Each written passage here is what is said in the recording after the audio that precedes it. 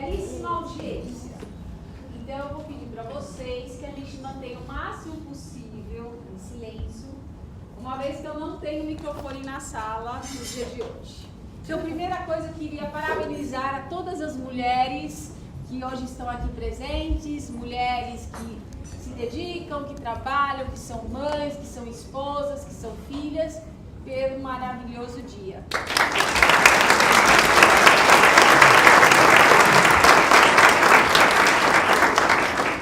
Eu estou com o celular porque eu vou utilizar para fazer a leitura do background das minhas participantes aqui. Meu nome é Marisa César, sou diretora de Relações Institucionais do CEBEDES. Esse evento que vocês estão participando hoje é uma iniciativa do CEBEDES. Acredito que todos tenham conhecimento do que é o CEBEDES, mas eu vou dar uma rápida explicação. É o Conselho Empresarial Brasileiro de Desenvolvimento Sustentável, a qual é reconhecido internacionalmente pelo World Business Council Sustainable Development, ok? E nós temos uma longa parceria. O CEBEDES nasceu em 1997, tem desenvolvido uma série de atividades na parte de desenvolvimento sustentável. Óbvio, é uma instituição que tem as empresas privadas linkadas, é uma voz de advocacy que temos utilizado na questão de fazermos articulações e tentarmos implementar trabalhos e políticas públicas junto ao governo. E temos cerca de 60 associadas, empresas de grande porte, empresas médias, startups, que iniciamos agora as associações das startups, bem como as associações que também são parceiras nossas, tá? Hoje a gente tem o Quebrando Muros. O Quebrando Muros nasceu de uma iniciativa que a gente começou a fazer alguns eventos simplesmente com a parte de transmissão online. Aí nós vimos e percebemos que isso trazia uma grande audiência. Qual o propósito do Quebrando Muros? Nós temos duas vertentes. Uma vertente que é o Quebrando Muros dentro das nossas empresas associadas. O que é isso? Normalmente os participantes que têm contatos diretos conosco são as pessoas da área de sustentabilidade e os CEOs. Com essa iniciativa, nós abraçamos e possibilitamos que outras áreas participem e entendam as premissas não só do CEBEDES, mas também entendam como suas empresas estão atuando junto conosco dentro daquilo que identificamos que são pautas super importantes para esse desenvolvimento sustentável. O outro Quebrando Muros que nós também temos é quando nós abrimos para as empresas que não são associadas, e que aqui eu tenho algumas empresas que ainda não participam do CEBEDES, que espero que se afiliem-se, porque nós precisamos cada vez mais ter uma voz ativa e representativa para a gente conseguir ter um Brasil melhor em todos os aspectos. E isso hoje, o que nós vamos ter aqui? Nós vamos ter o Quebrando Muros, Diversidade e Gênero. A temática, claro, nós estamos hoje no Dia Internacional da Mulher, tem tudo a ver. E antes de mais nada, eu queria agradecer a presença de todos, parabenizar a Tereza Vernaglia, que é da CEO da BRK, hoje é aniversário dela.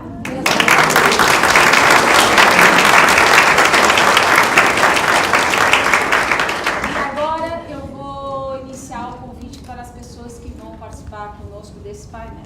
Primeiramente, eu vou ter que usar o mundo digital, gente. Eu não posso mais utilizar papéis porque isso vai contra os princípios. Brincadeira, gente. Brincadeira. Marina Grossi, que é a nossa CEO do CEBEDES, é economista, assumiu a presidência do Conselho Empresarial Brasileiro de Desenvolvimento Sustentável em 2010, ou seja, está em seu 9º ano como presidente. Tem feito maravilhosos trabalhos na questão de estar promovendo e ampliando essa jornada do CEBEDES. Ela teve, em 2018, passou a integrar o Steering Committee do Carbon Price Leadership Coalition, sendo a única representante brasileira integrante do Conselho Diretivo da Coalizão do Banco Mundial voltada para a precificação de carbono. possui um vasto currículo ligado à área governamental, atuando como negociadora do Brasil da Conferência das Partes, que é a COP, da Convenção Quadro das Nações Unidas sobre Mudança do Clima, COP do Clima. Entre 1997 a 2001, foi coordenadora do Fórum Brasileiro de Mudanças Climáticas, entre 2001 e 2003. Convido Marina para ela receber as nossas outras convidadas.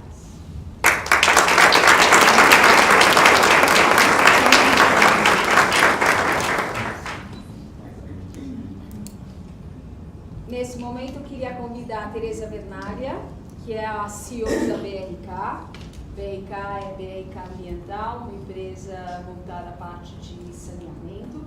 Ela é especialista em implantação e gestão de empresas de infraestrutura com larga escala e complexidade. Atua por 30 anos nos setores de redes de telecomunicações públicas, em redes de distribuição de energia elétrica e, mais recentemente, em saneamento, redes de água e esgoto e água de reuso para a indústria. Por favor, Tereza.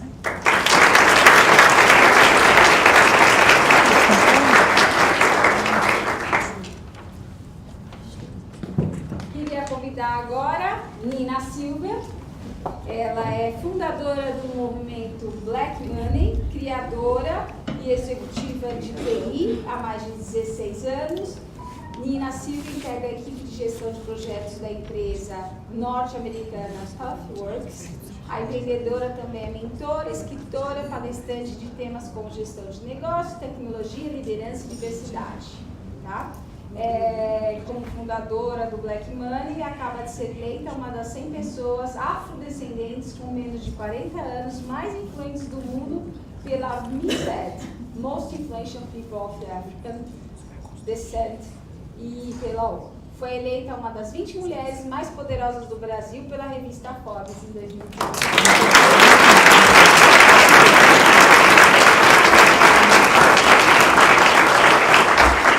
E para concluir e compor o nosso painel, convido a Flávia Vergili, que é do WeWork, diretora de RH na América Latina. Iniciou a carreira em consultoria de recrutamento e no mercado financeiro antes de se juntar à CPFL, onde liderou diversas iniciativas na área de pessoas. Atualmente está à frente do RH do WeWork em todos os países de atuação do WeWork na região da América do Sul, entre eles América Latina, Argentina, Brasil, Chile, Colômbia, México e Peru. Seja bem-vinda, Flávia.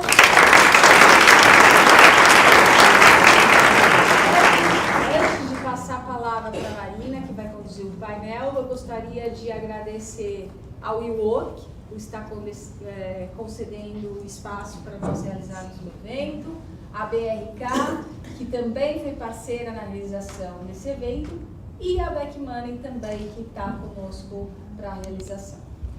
Um ótimo evento para todos. Obrigada. Pessoal, para ocupar essas cadeiras aqui na frente. Gente, por favor, tem lugar disponível aqui tem na umas frente. poucas cadeiras na frente, mas eu acho que dá para sentar, ficar sentado. Sentar aqui na frente também. Porque são poucas cadeiras. Acho que dá para sentar. Perto de você. Obrigada.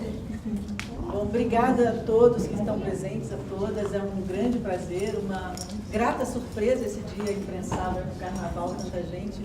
E estar ao lado de mulheres inspiradoras aqui. Eu tenho nas conversas aí, Tereza, a BRK é uma associada ao CEBEDS, o WeWork é um parceiro, a Nina estou conhecendo agora, é minha xará, Marina também. E a questão da diversidade, a questão de gênero, que tem sido uma preocupação global mais endereçada desde 2015, os Objetivos do Desenvolvimento Sustentável afirmam que e o governo brasileiro assinou isso, afirmam que até 2030, portanto, 12 anos, começando agora, a gente vai ter que ter igualdade de oportunidades nos gêneros. Então, você vê que é uma longa batalha para pouco tempo, né? É possível? Eu acho que é possível, claro, mas não falta muito tempo aí para essa promessa global, né? Os Objetivos do Desenvolvimento Sustentável foram adotados pelo mundo inteiro e o Objetivo de Desenvolvimento Sustentável número 5 é esse que trata de diversidade de gêneros, que a gente está conversando aqui.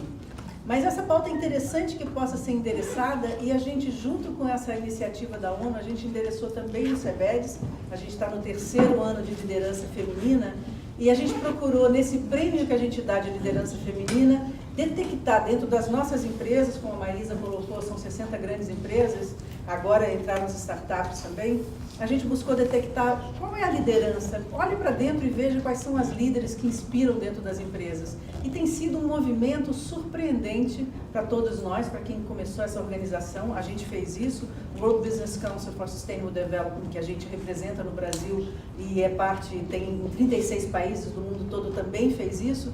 E foi aonde teve mais adesão, mais mobilização, mais interesse de todas as empresas participantes. Então, é curioso a gente ver que a gente tem muito para fazer, mas muito foi feito e a gente está num momento que eu acho que é dessa virada de conseguir organizar melhor essa nossa pauta, né? Eu me surpreendi um pouco com a Nina, né? Ela me falou que o apelido de Marina é Nina, eu falei, bom, em geral me chamam de Mari, mas nunca Nina, né? E aí ela falou, não, eu tinha que usar esse nome porque eu fazia coisas fora, como escrever artigos e tudo, e há 10 anos atrás eu estava numa empresa e isso não era bem visto. Era como se eu tivesse dupla jornada e tudo. Há 10 anos atrás, né? A Nina tem menos de 40 anos. Então, a gente vê que nesse período de, sei lá, 5 anos, 6 anos, muita coisa tem mudado. E tem mudado, sobretudo, não é que as pessoas, a violência contra as mulheres, né, essa questão, não tem mudado o que acontece, tem mudado o empoderamento das mulheres para falar isso, tem mudado uma cultura. A gente já não tolera os nossos valores culturais, a ética que a gente está vivendo hoje, já não combina com uma mulher mais passiva, mas a gente ainda tem muitos gargalos aí para estar rompendo, né? E o CEBEDES, que é um conselho que tem no DNA dele a questão da liderança, a gente trabalha, é um grupo enxuto no CEBEDES, são 18 pessoas que trabalham, mas sempre coordenando grupos nas empresas para o tema da sustentabilidade, seja em clima, biodiversidade, gênero, comunicação, água, enfim, você tem vários temas lá, construção sustentável, tem vários temas que a gente trabalha, mas sempre com a liderança. A gente acredita que a nossa atuação estratégica por meio da liderança, ela tem um efeito maior que pode se propagar pela cadeia de fornecedores, como exemplo, etc. O impacto é grande.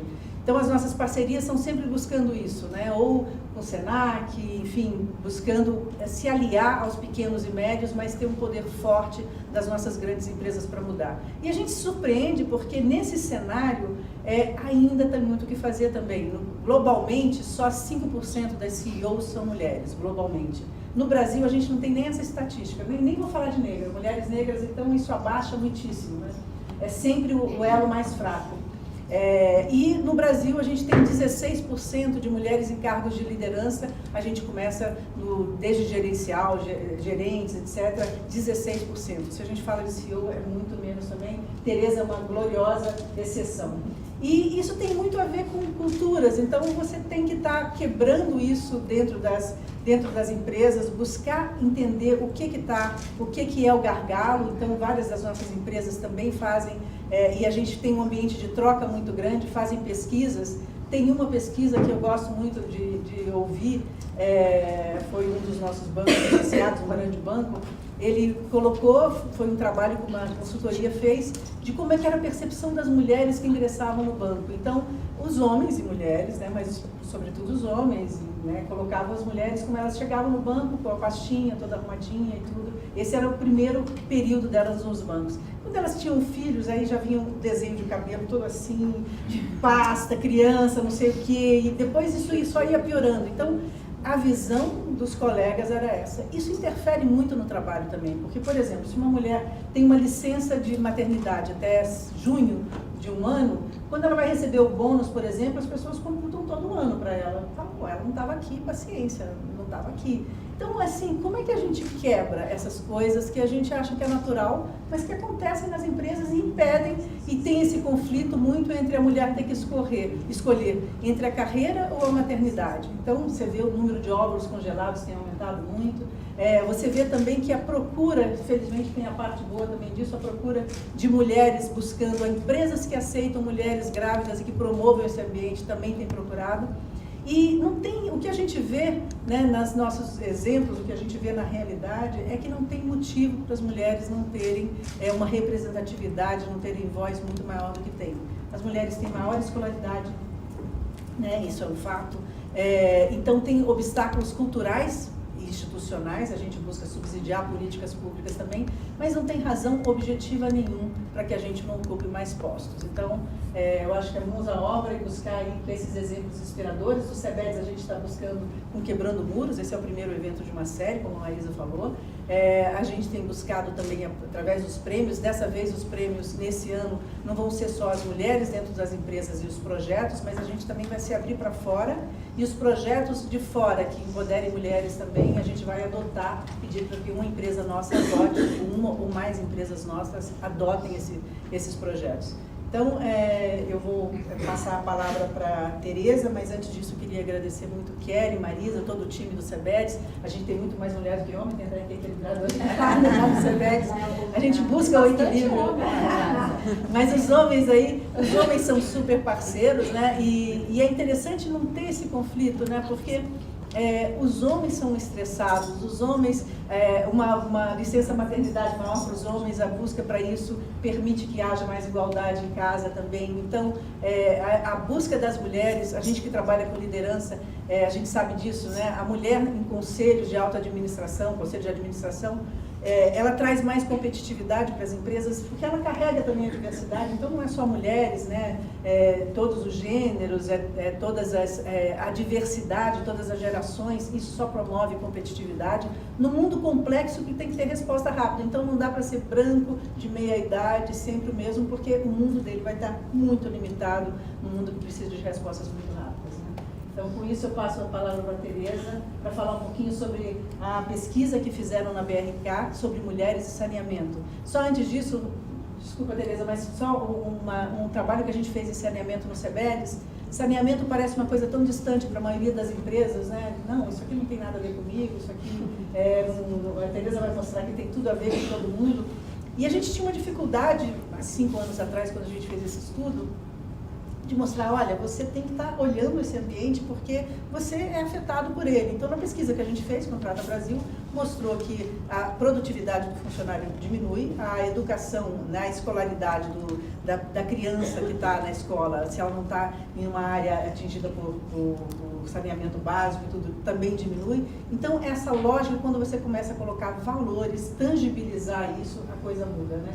E a Tereza fez o recorte para mulheres, especialmente. Eu acho que a gente vai se surpreender com os dados aí. Tereza, está com você a palavra.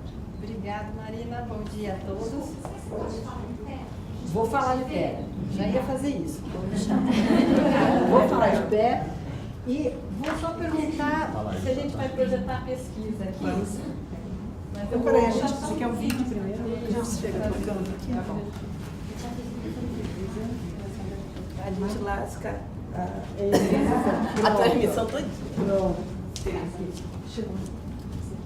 Obrigada. Você acha melhor aqui?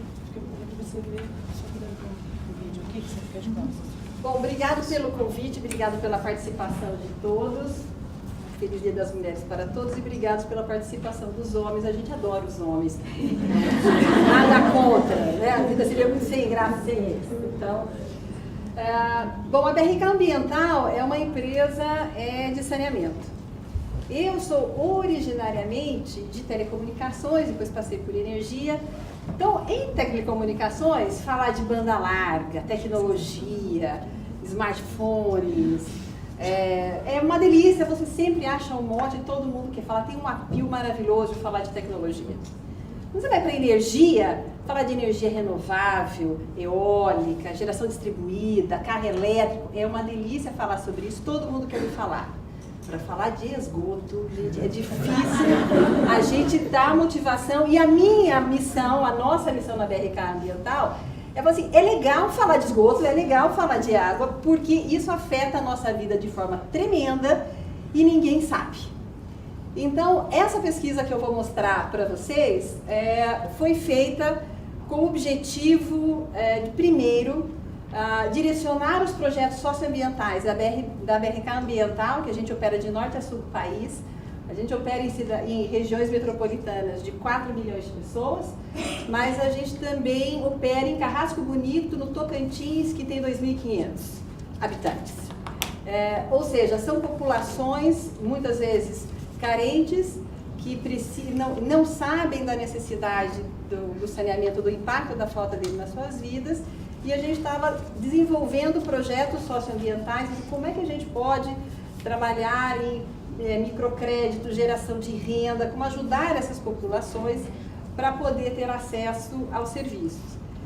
Então esse foi o primeiro objetivo. E o segundo é, bom, vamos dar uma olhada quem é a população que mais pode se beneficiar desses benefícios, desses projetos socioambientais.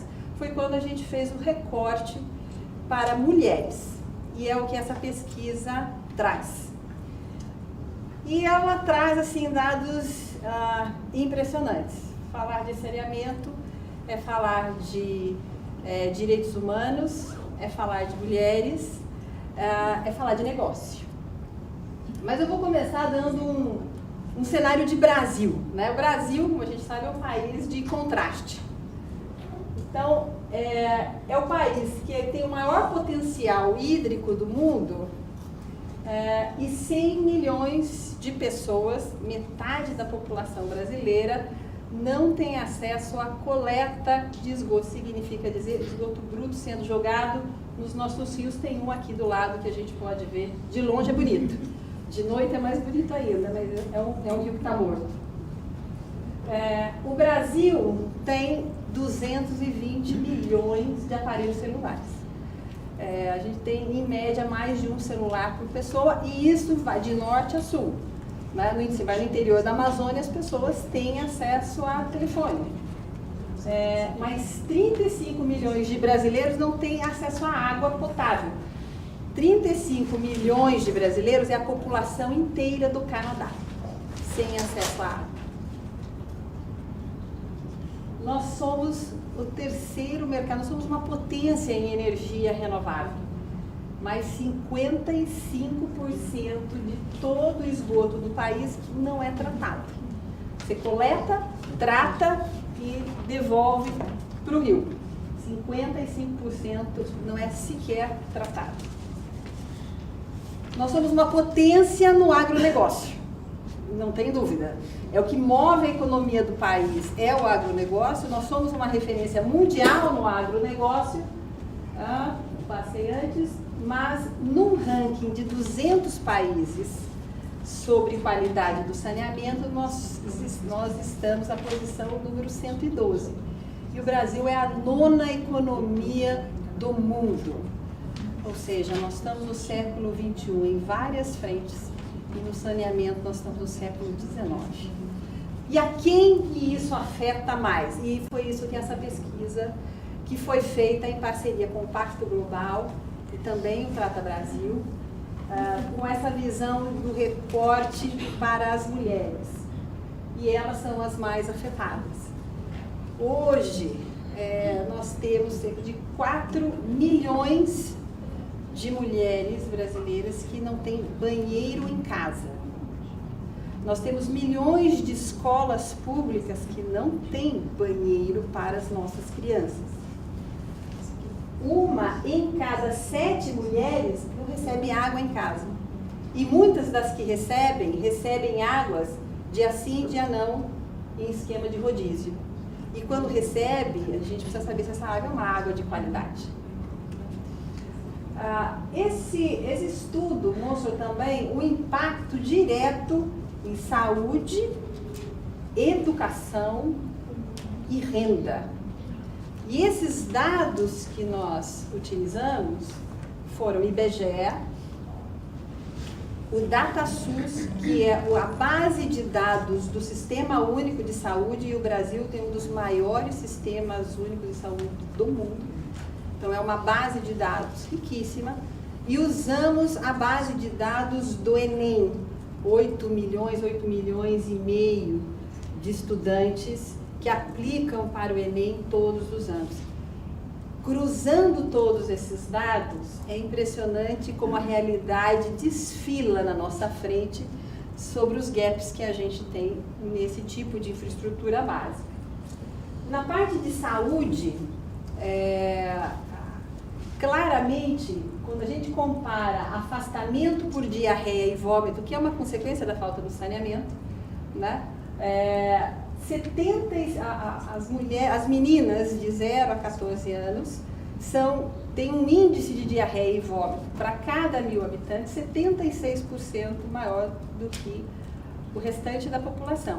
De novo, isso afeta toda a população brasileira, mas em especial as mulheres claramente são mais afetadas.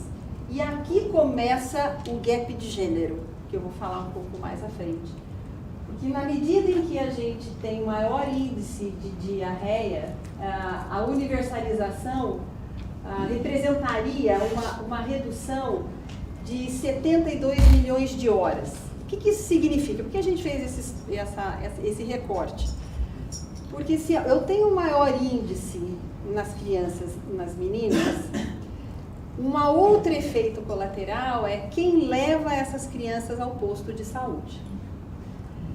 Normalmente, quem cuida das crianças e dos idosos e de quem fica doente dentro da casa, normalmente é a mulher. É ela que despende mais do seu tempo para ir até um posto de saúde.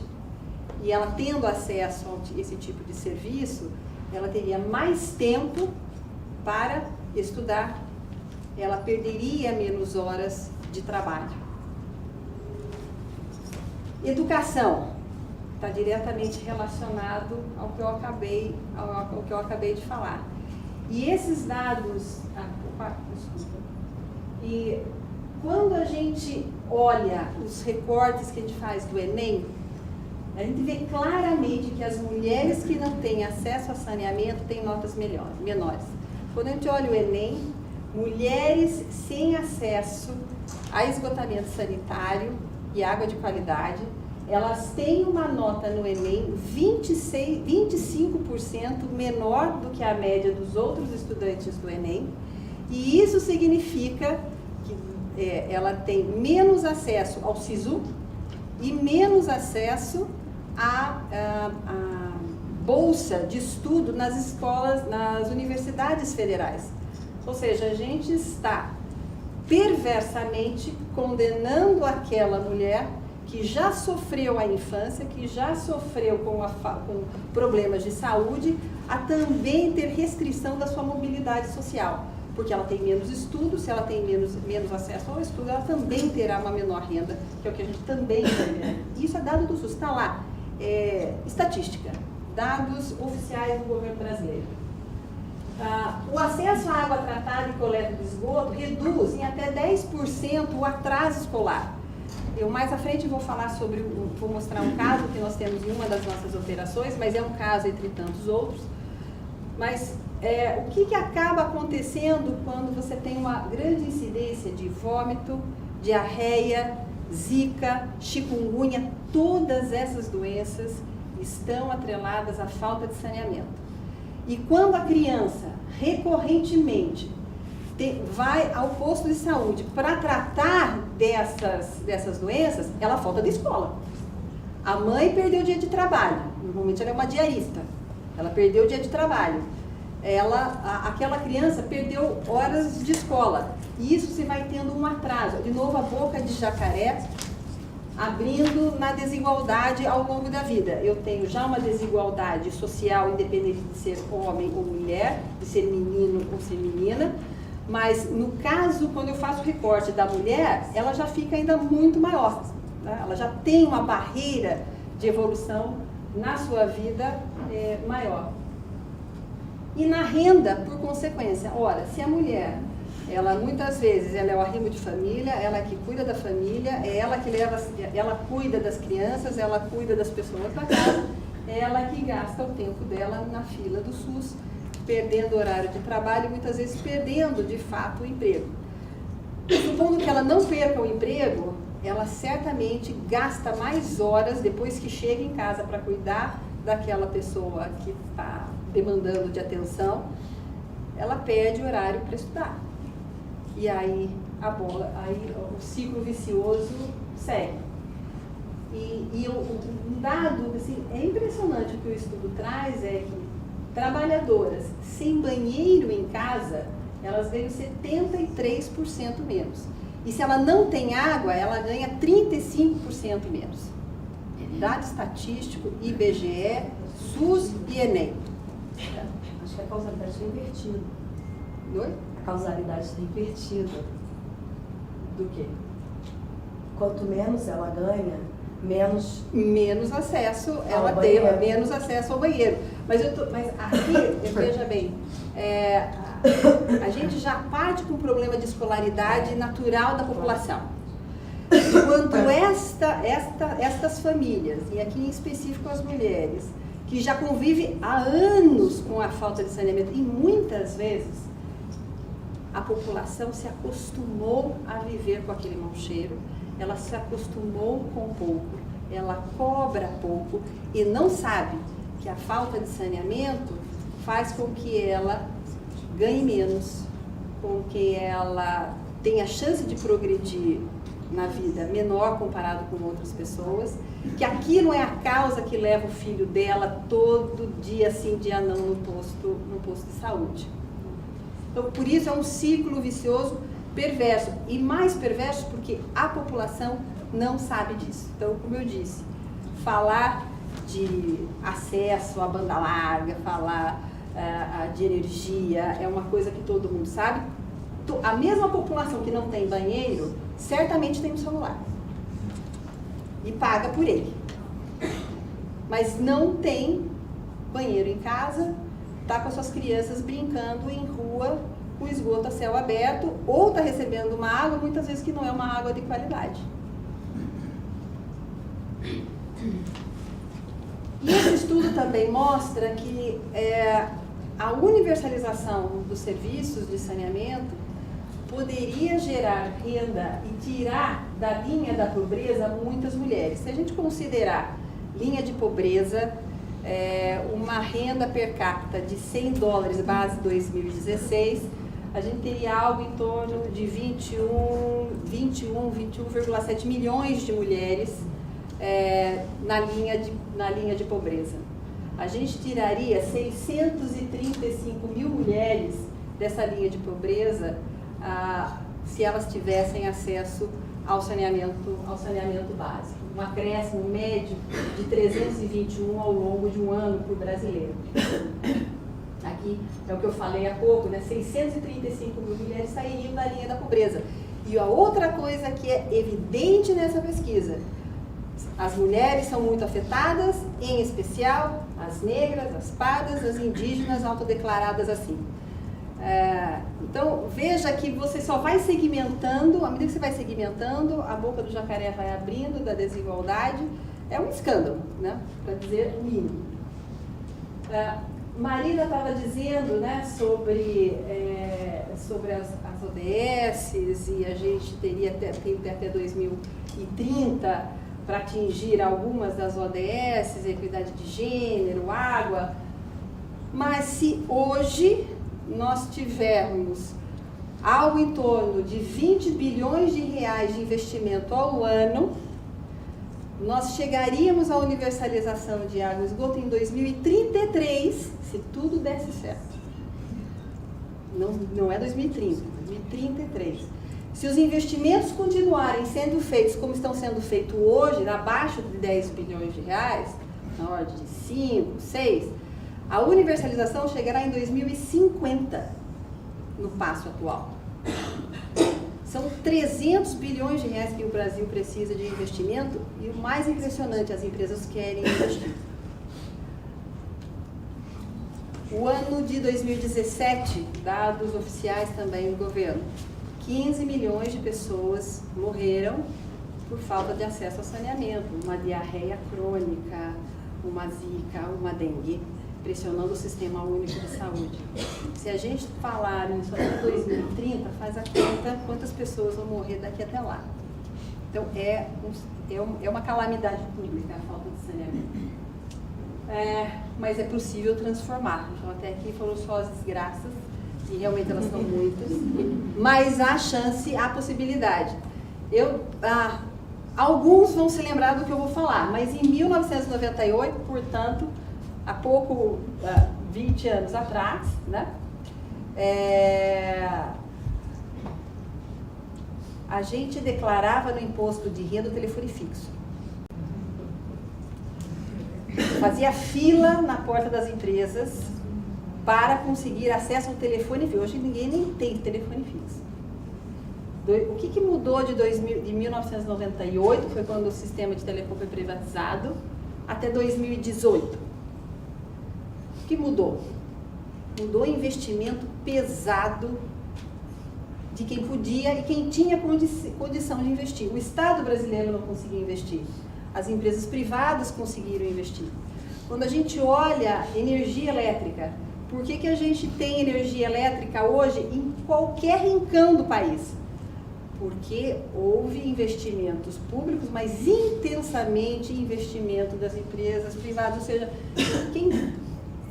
quem sabe fazer o investimento, quem tem condição de fazer investimento, e aqui não é zero demérito para o Estado, porque o Estado ele é muito competente, tem profissionais competentes, faz, mas quando não tem dinheiro, você tem que achar uma solução, você não pode deixar a população delegada à falta de serviço. Então, é possível fazer o mesmo em saneamento. Como? Nós precisamos ter um marco, leis que deem possibilidade e tranquilidade e transparência e segurança para quem vai fazer investimentos da ordem de 20 bilhões de reais. E por isso que é um esforço de público e de privado para tirar o país literalmente do esgoto, né? E aqui, vou dar um exemplo, a BRK é uma das empresas, mas aqui é importante dizer, existem outras empresas privadas, como o caso da BRK, são poucas, são 4 ou 5 empresas privadas, o Brasil é majoritariamente servido por empresas públicas, e nenhum demérito às empresas públicas, mas o fato é que a gente tem uma situação que precisa mudar. E a BRK, ela tem um plano de investimento de 7 bilhões de reais nos próximos 5 anos, já fez um bi nos últimos entre final de 2017 e 2018. E o que é mais interessante é esse mapa aqui, quando a gente está falando de investimento. Como eu disse, a gente espera de norte a sul do país, falta de saneamento é um negócio que é super democrático. Ninguém tem, de norte a sul. Então, não importa, a gente tem problema aqui, a gente tem problema em Guarulhos, a gente tem problema no Nordeste, no Norte, no Sul. Então, nisso a gente é muito homogêneo. A gente tem estados que estão mais avançados, tem melhores qualidades de serviço. O estado de São Paulo é um caso desse tipo, mas também tem muitos problemas. E eu trouxe aqui para vocês um caso, e aí eu já vou terminando a minha fala, que é um caso real. Como é que a gente traz rosto, pessoas, para esses números todos que eu falei? E é o caso de Uruguaiana. Uruguaiana é uma cidade no extremo sul do país, tá?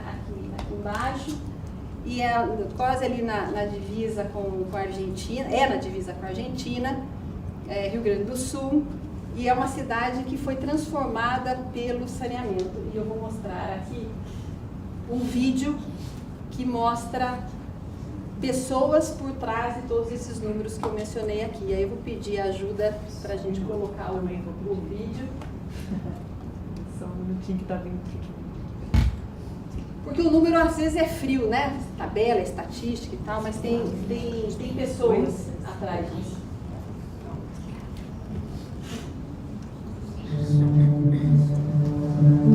Eu ficava encostada nas bolsas de lixos lendo revistas que eu encontrava. Aí a minha mãe ficava brava. Que isso não é me dar dinheiro. Mas eu gostava. Aí eu fingia que estava catando alguns materiais e me escondia para ler mais. A gente ficou bastante tempo sem ter. A gente utilizava velas e utilizava os baldes para fazer água para nossas casas. Era assim.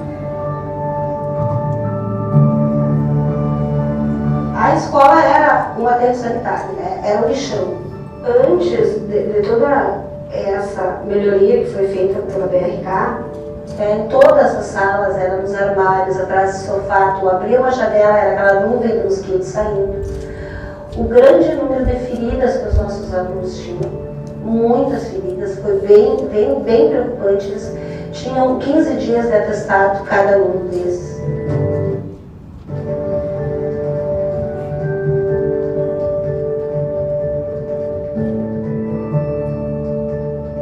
Tinha vasos lindíssimos, todos branquinhos, e continuavam brancos, porque todas as necessidades que eles faziam eram do lado do vaso.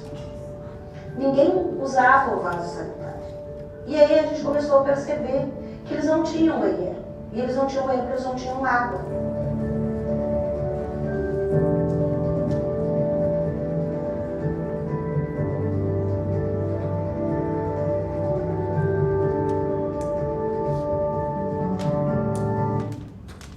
Ela visitou a escola, né? Ela nos visitou e contou da novidade que ia fazer todo o saneamento em toda a vila. Eles levaram todos os benefícios que o saneamento traria. Então, se a vida diz para ele que eles não têm condições, sempre. E a gente precisa mostrar que eles...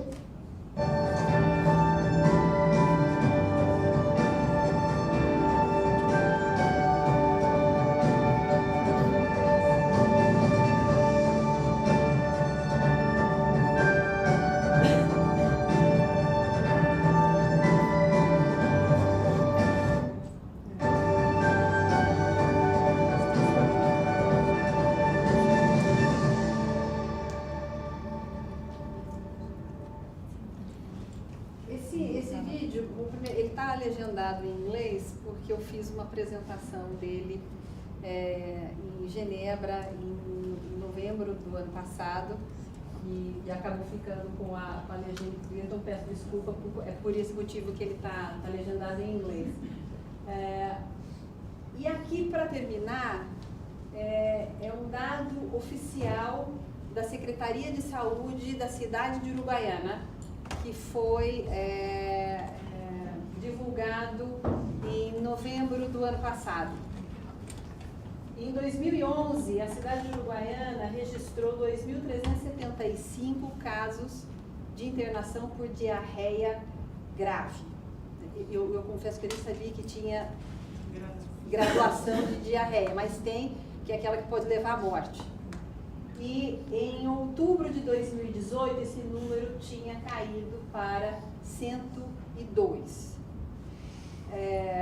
num espaço de 7 anos. Ou seja, é possível transformar, o investimento muda. Esse vídeo, se vocês observaram, a gente está abordando, a diretora Carla dessa escola, ela abordou educação, 15 dias de atestado médico por conta do problema. Essa doença que ela falou, ela chama de mosquito da valeta. Então, é um mosquito que fica ali a céu aberto, as crianças brincando, aquilo causa uma infecção que dói muito, eles têm que ir ao posto de saúde. Para curar, são 3 caixinhas de remédio antibiótico, custa R$50 cada um. Quem paga isso? Né? Então, absenteísmo escolar, redução, ela abordou a questão da saúde, né? E, obviamente, a consequência disso ao final do dia, uma mobilidade social dessa população. A Mara, que é uma outra personagem que está aqui colocada, eu tive o prazer de visitá-la, e é uma guerreira, porque ela tem uma filha cadeirante, ela é catadora de lixo, ela adora ler, ela acredita na leitura como uma forma de crescimento. O filho dela é aluno dessa escola hoje, é uma das pessoas que falou aqui no vídeo, e ela levava no meio do esgoto a filha cadeirante, porque ela não tinha cadeira de rodas, carregada no braço. É uma mulher, assim, fantástica, que vale a pena conhecer a história dela. E, de certa forma, o investimento no saneamento mudou a vida dela, e foi uma iniciativa da Prefeitura de Uruguaiana.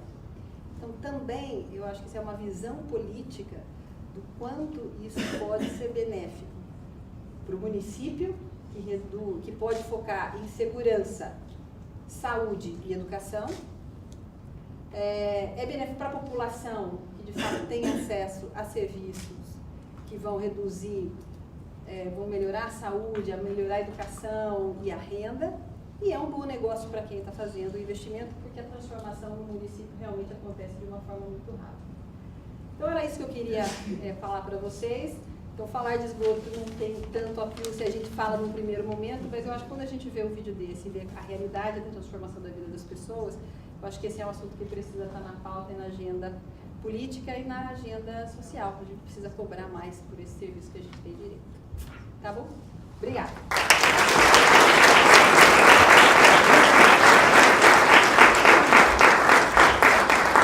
Beleza. A gente está falando, né? Aqui um exemplo ali de inovação, mas a questão do saneamento é século XIX, né?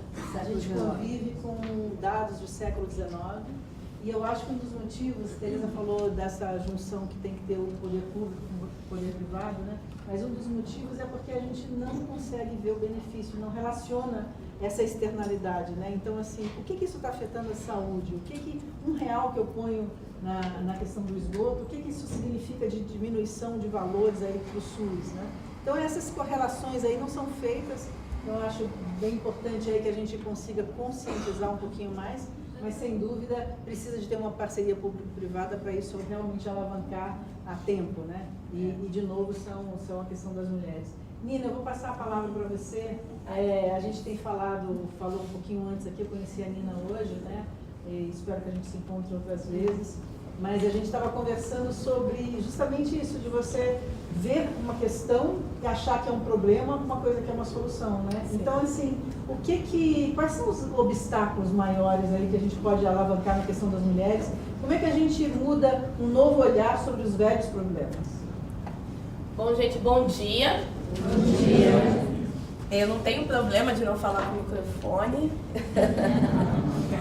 Eu quero agradecer o convite, agradecer também a presença das mulheres, lógico, mas também dos homens empáticos à questão, né?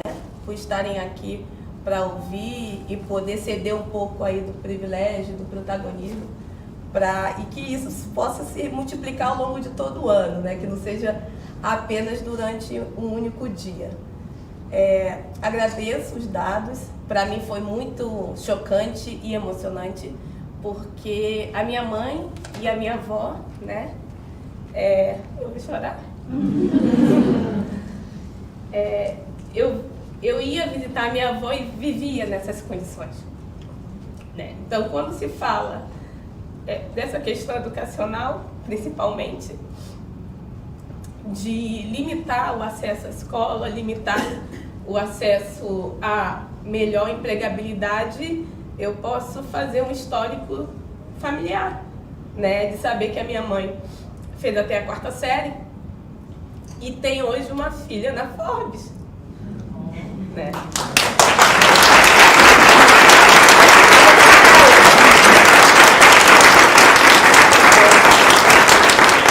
Então, palmas para ela e para o meu pai e para todos que vieram antes.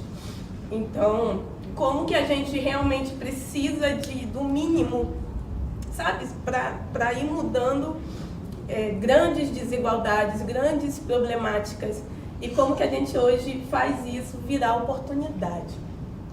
Quando eu fundei junto com o meu sócio o Movimento Black Money, a gente trabalha isso, a partir dos fossos de desigualdade, as oportunidades e a retomada do protagonismo dessas pessoas que estão sofrendo essa desigualdade como as fomentadoras dessa discussão e também dessa transformação.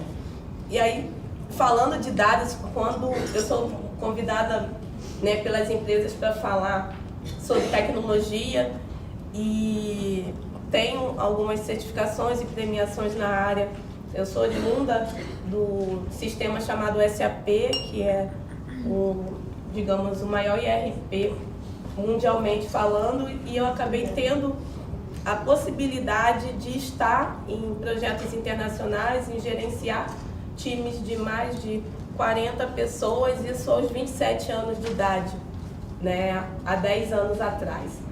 Isso só foi possível porque nós estávamos num momento de transformação onde alguns ganchos eu acabei tendo a oportunidade de ter.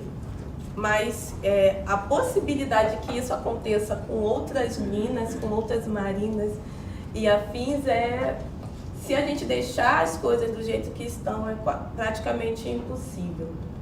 Então, quando eu vejo, tem vários rostos de mulheres negras aqui, e quando eu falo vários, não traduz o contingente que nós somos na população, né?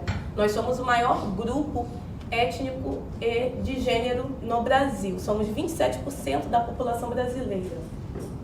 E quando a gente fala desses 27%, a gente fala de mulheres que ganham apenas 40% do valor do salário de um homem branco. E aí fazendo, Nina, é porque as mulheres negras estão em cargos subalternos? Não. Quando a gente fala do mesmo grau de escolaridade, do mesmo background, quando a gente fala da mesma função. A gente tem lá um gestor de área que ganha R$10.000, ele sendo um homem branco. Uma mulher branca nessa mesma função, ela vai ganhar em torno de R$7.000, R$7.500. O homem negro, nessa mesma função, com a mesma escolaridade, vai ganhar em torno de R$5.500. E a mulher negra, nessas mesmas condições de escolaridade e de experiência profissional, vai ganhar R$4.000. Eu não estou falando menos R$4.000, R$4.000. E quando a gente fala disso, até uma entrevista que eu dei para Época no ano passado, eu falo que é uma grande burrice, né? As empresas não se atentarem para a lucratividade que ambientes diversos trazem e também o que a gente joga de dinheiro no lixo por conta de manutenção de privilégios e marginalização das pessoas apenas para mantermos, né, a questão das desigualdades sociais, no mundo de hoje, no século XXI, é uma grande burrice econômica. A gente joga R$500 bilhões por ano no Brasil no lixo, por as mulheres não terem os mesmos salários que os homens. Nós jogamos R$808 bilhões no lixo por pessoas negras não terem o mesmo salário de pessoas brancas. E aí quando a gente chega na empresa, eu dou treinamentos, faço palestras, e tanto técnicas, mas eu acabo também indo falar muito de diversidade, que não é a minha preferência falar de diversidade, mas ainda é importante falar de diversidade. Espero que um dia não seja necessário. Mas quando eu chego para falar com esses líderes, né, eu falo, não adianta eu pedir para você ser empático. Não adianta eu pedir para você pensar em justiça socioeconômica. Muitas dessas empresas multinacionais, elas já vêm com programas de diversidade, né, para as empresas brasileiras e acabam a gente aqui adaptando. Mas isso não é a mesma coisa nas empresas que são brasileiras. Infelizmente, para a gente mobilizar algumas lideranças, porque é necessário mobilizar a liderança, sem os sponsors dessa questão, a gente também não consegue evoluir em relação à inclusão e desenvolvimento de pessoas, de grupos minorizados nas empresas. Eu costumo dizer que não adianta eles não serem empáticos, eles começarão a ser boicotados. E é muito simples, né?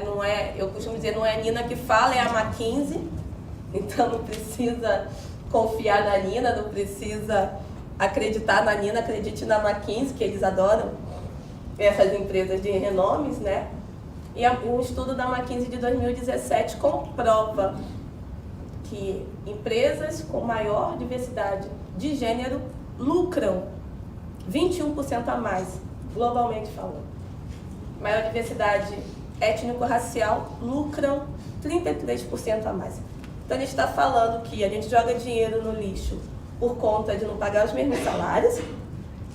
A gente está falando que a gente também deixa de ganhar por conta de não incluir.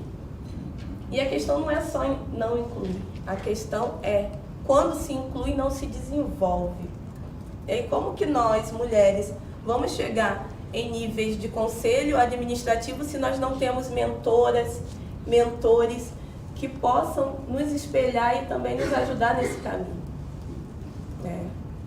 A maioria dos homens, eles têm um apoio desde pequenos e uma motivação a chegar num horizonte muito mais amplo, num horizonte muito mais colocado para a questão da liderança, colocado para a questão de pensar em finanças, como a gente estava conversando, né, Marina? Essa questão de investir, educação financeira, pensar em fazer o dinheiro trabalhar para você. Só que a gente não vê esse tipo de diálogo explicitamente dentro de rodas, né, quando a gente está falando de áreas que são majoritariamente femininas.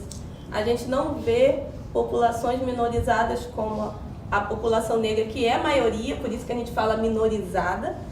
Tá? Nós somos a maioria da população brasileira, mas somos colocadas enquanto minoria de acesso a oportunidades.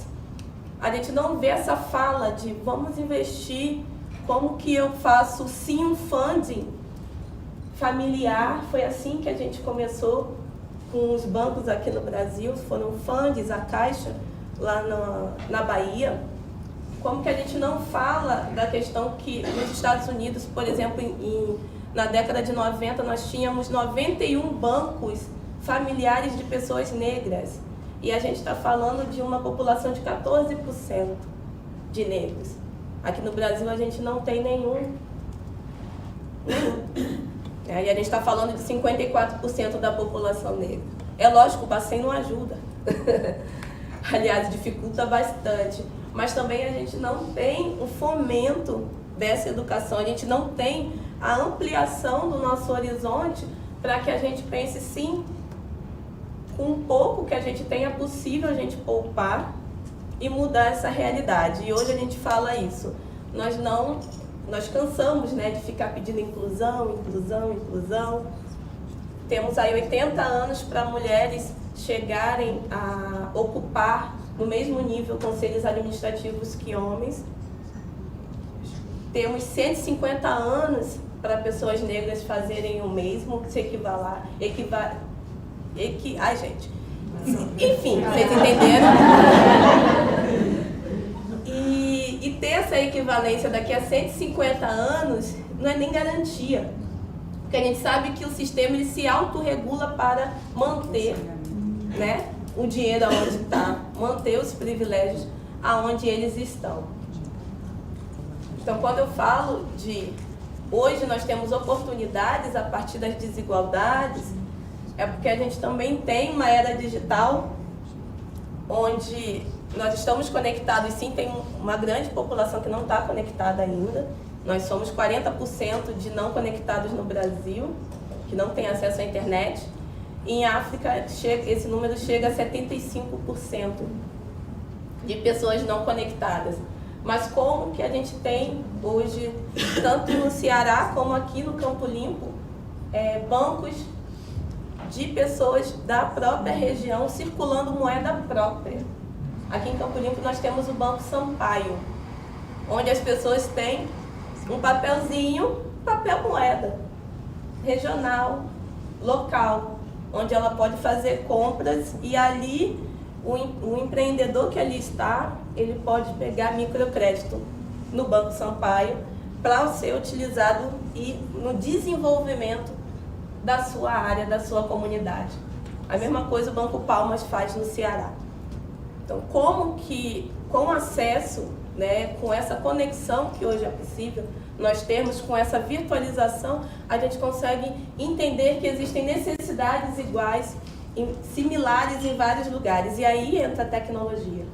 Né? A tecnologia ela tem que ser ela tem que ser fácil, ela tem que ter baixo custo e ela tem que poder ser reaplicada. E é por isso que toda tecnologia tem que ser tecnologia social. A gente não tem mais a possibilidade de apenas criar sistemas, automações sem impacto social. E aí a gente fala das tecnologias na área de saúde, né? A gente fala de tecnologias na área de reconhecimento facial, para segurança, para a área judiciária, mas a gente precisa entender que essa tecnologia ela tem que vir para a ajuda e também para ser alcançada por maior número de pessoas e não para aumentar o fosso da desigualdade, como também vem acontecendo com a inteligência artificial. Mas aí é uma outra fala em palestra que eu costumo trabalhar bastante essa parte dos algoritmos e de responsabilidade social. Quando a gente fala do que é possível ser feito, o que a gente precisa fazer para que essas mulheres, pessoas negras e outros grupos minorizados possam alcançar, né, posições de liderança, possam alcançar outro tipo de olhar dentro das empresas, a gente entende que é a partir desse tipo de movimentação. São as pessoas estarem realmente conectadas para que nós possamos alavancar e circular o nosso capital em intra-grupos, intra-comunidades. E esse capital ele não é só financeiro. Esse capital ele é social. Quando eu tenho 20 mil pessoas no meu LinkedIn, essas 20 mil pessoas estão conectadas e eu consigo criar uma rede de networking, né, para fazer eventos e gerar negócio entre essas pessoas. E quem está conectado no meu LinkedIn, com certeza, minimamente estão conectados com os propósitos que me movem. São pessoas que circulam conteúdos que auxiliam umas às outras a ter acesso, muitas vezes, a uma formação, uma educação que nós não temos no dia a dia. Então, como que a gente circula também o capital intelectual, como que a gente pode... Eu hoje mentoro, tenho um programa de mentoria para profissionais, né, que é um programa pago para profissionais, né, e também para empreendedores, mas também sou mentora de alguns jovens e algumas pessoas também que não podem pagar, e principalmente de pessoas negras, porque é o capital que eu tenho e o pouco que eu tenho, o aprendizado do que eu já passei, eu posso trabalhar e também com a realidade dessas pessoas e aprender de volta. E é assim que a gente vai gerando riqueza. Então, como que a gente consegue realmente, com as possibilidades da era digital, mudar essas desigualdades, mas ao mesmo tempo tornarmos protagonistas disso?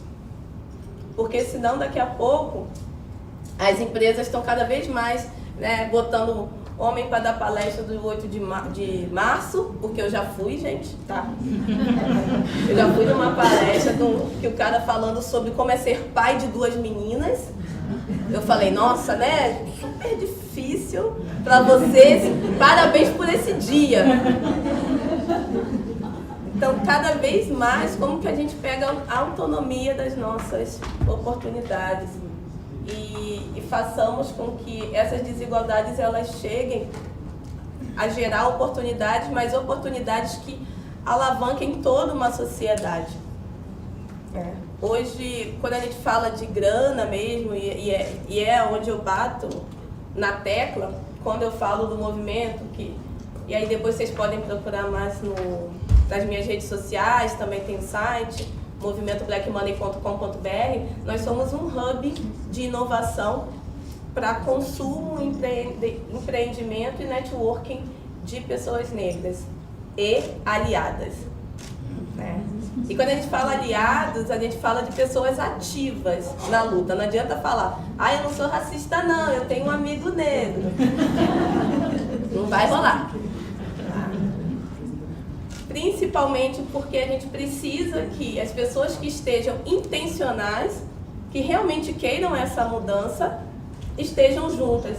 Porque é muito mais fácil, aí sim, no 8 de março, nós estamos aqui conversando e muitos homens estarem conversando entre eles, falando da importância de termos direitos iguais e equidade de oportunidades. Eu não gosto de falar muito de igualdade, porque nós não partimos do mesmo ponto para sermos iguais. E ser igual é bem chato também, né? Ninguém quer ser igual ao outro. Mas a gente precisa de equidade, e a equidade ela só vem com intencionalidade.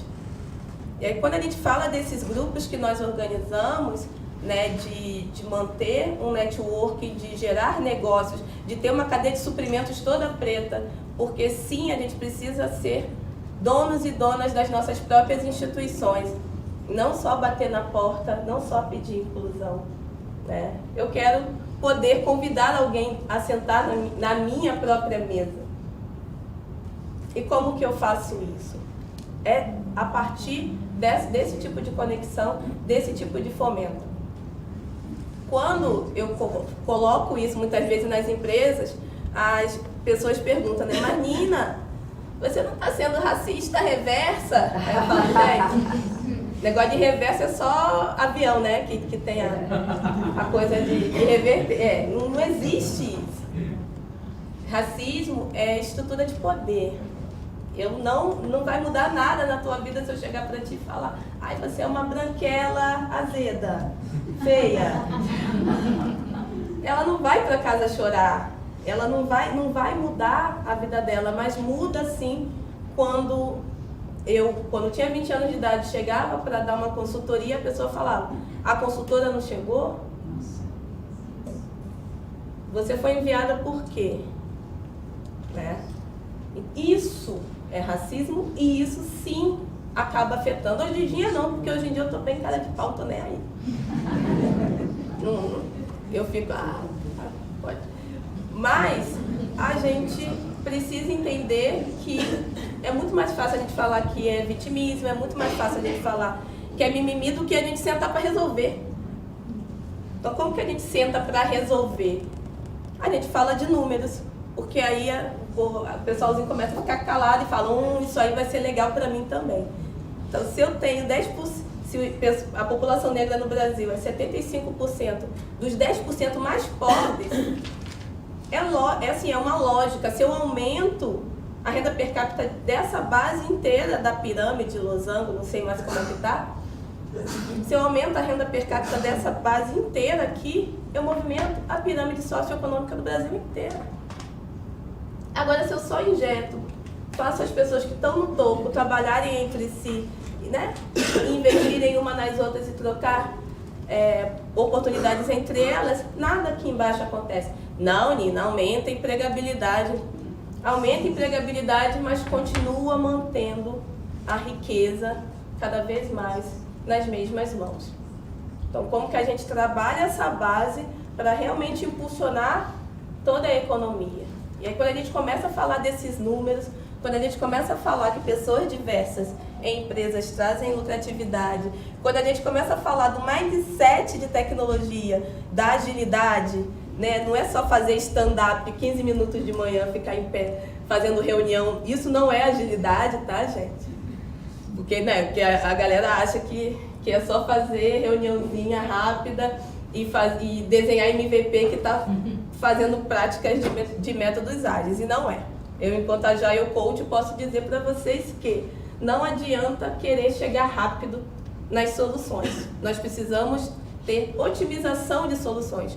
E a otimização só vem, a Marina falou muito bem no início, quando nós temos esse cenário bem mais diverso. Porque a gente consegue lidar muito melhor com a complexidade e com as inovações necessárias que a gente precisa no mercado. Imagine 3 pessoas completamente diferentes discutindo uma solução. Elas vão passar o dia inteiro se batendo, né? Quase se matando. Mas, se duvidar, no final do dia elas vão sair com 3 soluções ótimas. E vão conseguir chegar no maior número de consumidores, mais rápido até. E não vão precisar ficar retornando com essa solução para dentro da empresa e pivotando. E testando de novo fora. Mas se eu coloco 3 pessoas completamente iguais pensando na mesma coisa, essas pessoas vão chegar em 10 minutos numa conclusão. Só que com o universo aqui, ó, deste tamanho. E vão lançar no mercado e esse produto vai retornar para ser pivotado e que vai lançar de novo. Então, como que a gente também entende que sermos empáticos à inclusão, sermos empáticos em relação à diversidade e enfatizar a participação ativa dessas pessoas dentro e fora das instituições é termos um mundo realmente transformado numa era aí sim digital e numa era de oportunidades para a diminuição das desigualdades. Agradeço a escuta de vocês e a gente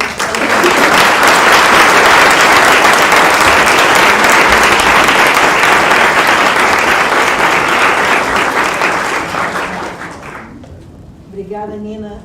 Eu acho que a palestra da Nina, que a gente tem conversado aqui, realmente atesta que é um mau negócio para as empresas não ter a diversidade, não ter mulheres. E aí eu falo sobretudo da camada da liderança, né? Porque a gente tem uma proposta, a gente fez 10 propostas para os candidatos, para os presidenciáveis, que é para pensar em vigorar nesses 4 anos de mandato, e uma delas dizia para o serviço público colocar na transparência, no portal da transparência, quais são os cargos, a cor, as pessoas, no portal da transparência, para a gente ter um diagnóstico, porque o serviço público, como é concurso, você ingressa todo mundo. Então ali você tem um ingresso até maior de mulheres, mas depois você começa com as mesmas dificuldades.